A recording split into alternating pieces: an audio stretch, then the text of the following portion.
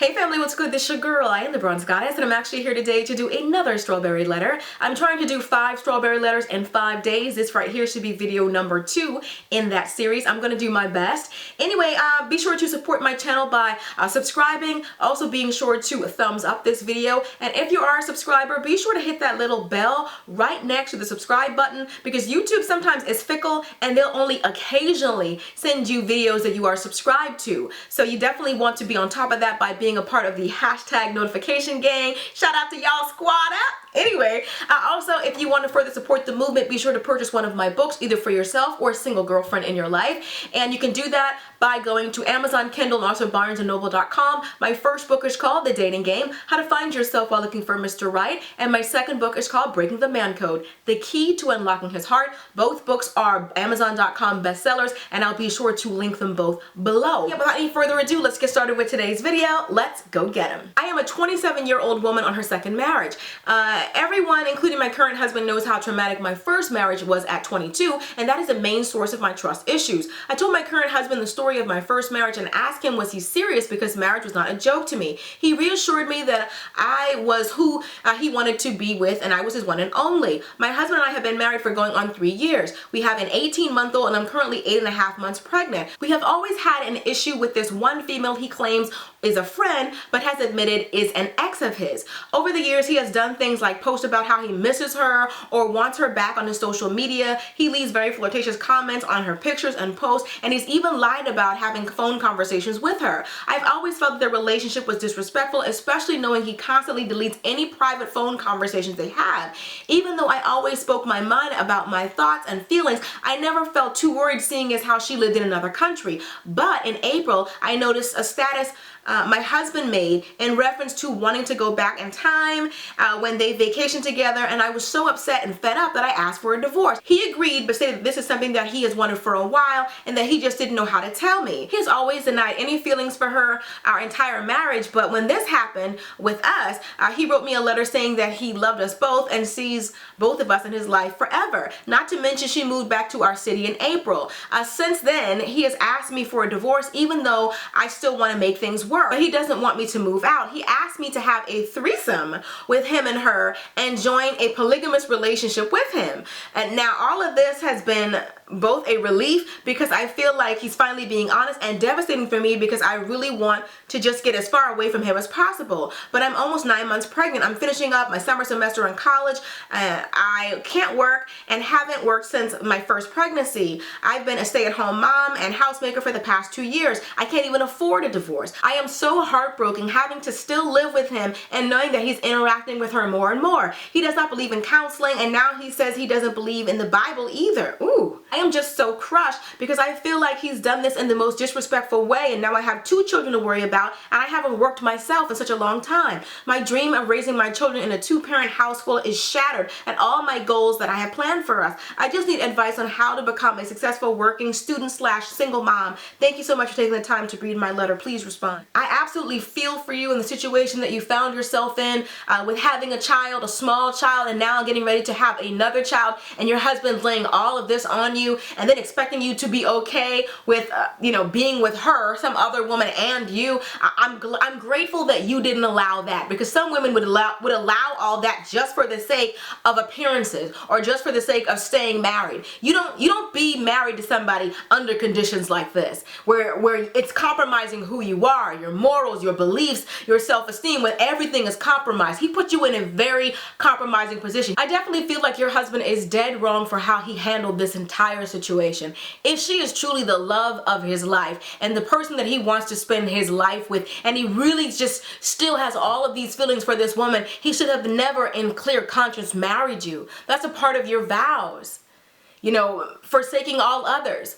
That would have been her too. But I also feel like I also have to address the situation with you, because as soon as he made it plain to me that I was not his #1 choice, as painful as it would have been, I couldn't stay. I couldn't stay with not only the private shame, but the public one. You on Facebook, Instagram, and Twitter embarrassing me, got me out here declaring your love for some other woman while I'm your wife, while you're pregnant with his child. He's on there talking about all the regrets that he had, and like he doesn't care how it looks to anyone.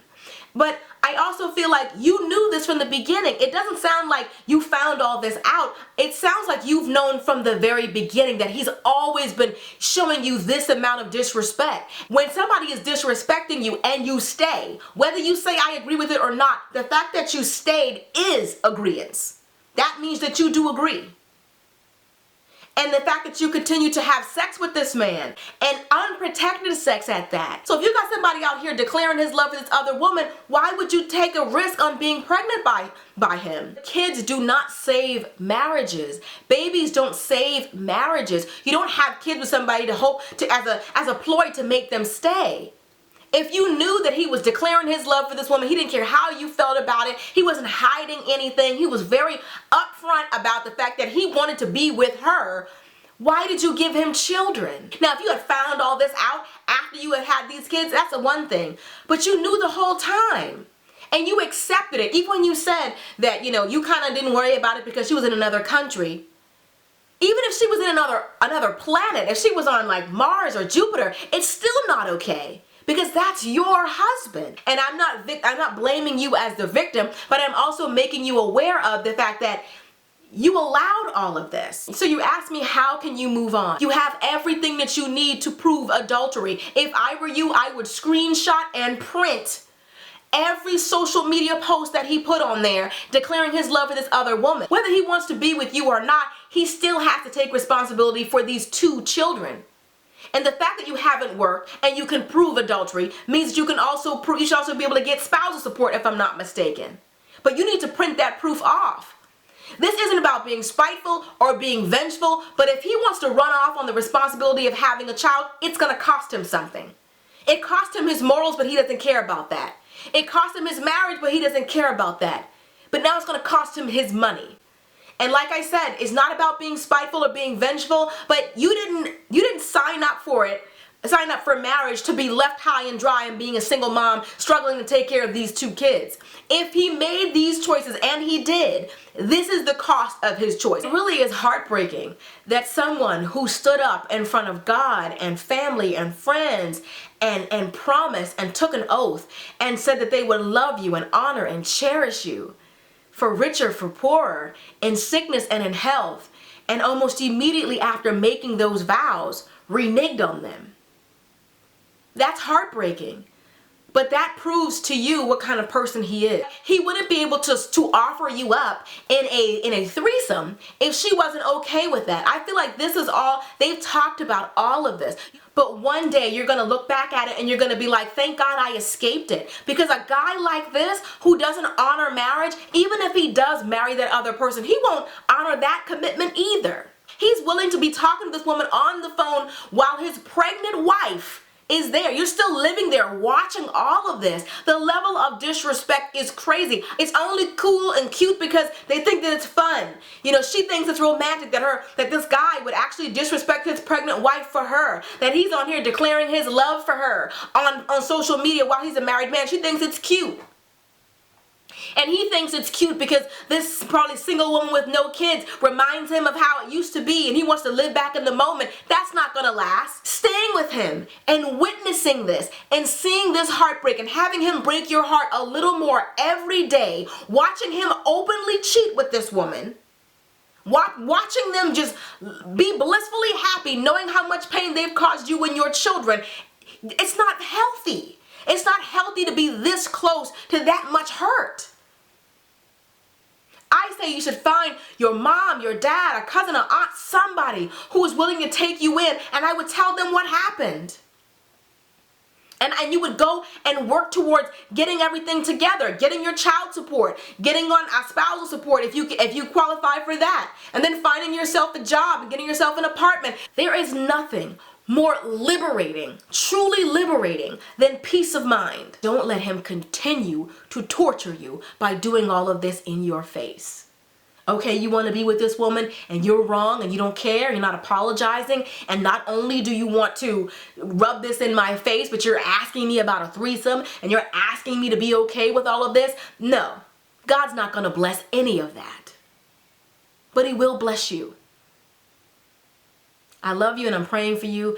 People in the comment section, please send her your love and your support and all of that. I'm sure she'd really appreciate it. I know you can do this. I know you can do this. There are single women out here doing it every day. They are doing it. Not because they want to, but because they have to. But they persevere.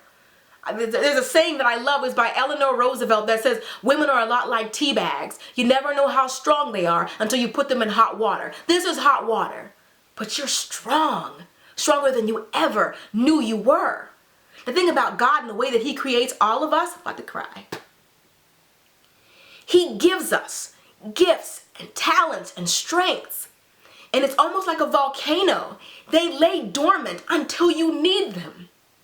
You didn't realize how strong you really were until you have to be. Until being strong is the only choice you have. Just like a shark was already born knowing how to swim, everything you need you already have. That old church song. All I have need of, thy hand hath provided.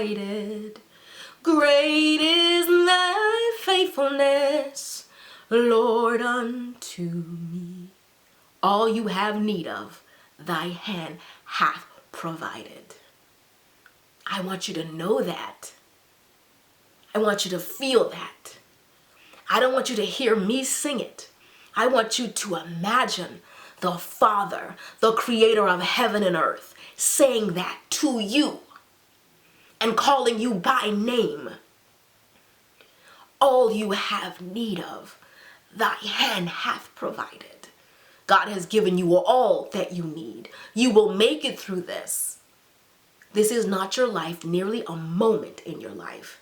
And this too shall